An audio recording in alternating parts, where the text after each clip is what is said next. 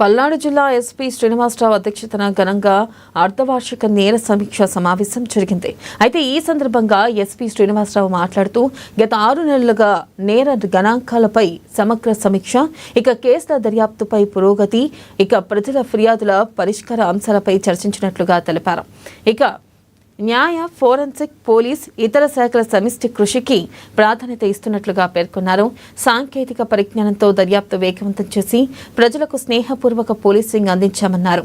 ప్రజల్లో పోలీసులపై నమ్మకం పెంచేలా అవగాహన కార్యక్రమాలు నిర్వహించాలన్న సూచన చేశామన్నారు. పోలీస్ బీట్ వ్యవస్థను బలోపేతం చేయడం, అనుమానాస్పద వ్యక్తులపై నిఘా ముమ్మరం చేయడం జరిగిందని వెల్లడించారు. మీకు కూడా తెలిసిందే, population, assembly constituencies, mandals and municipalities, panchayats ఇవన్నీ కూడా పోలీస్ స్టేషన్స్ మనకి 34 law and order police stations ఉన్నాయండి. ఒక విమెన్ పోలీస్ స్టేషన్ ఉంది, ఒక ట్రాఫిక్ పోలీస్ స్టేషన్ ఉంది.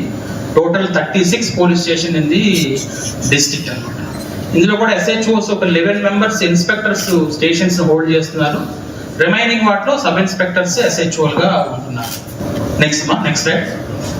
These are the important temples అంటే మాకు బందోబస్తుల్లో కోటప్పకొండ, అమరావతి రెండు కూడా చాలా ఫేమస్ బందోబస్తులు. కాబట్టి శివరాత్రికి లాస్ట్ టైం కూడా మీరు చూస్తున్నారు బందోబస్తు. ఇది స్టేట్ లో వన్ ఆఫ్ ద బిగ్గెస్ట్ బందోబస్తులు అవి. అట్లాగే ఈ బుద్ధిస్ట్ కానీ నాగార్జునకొండ, ఈ నాగార్జున సాగర్ అనేటువంటిది మళ్ళీ ఇప్పుడు ఈ టైంలో ఈ ఫ్లడ్స్ కానీ అవి కానీ వస్తున్నప్పుడు అది ఒకసారి చూస్తుంటాము.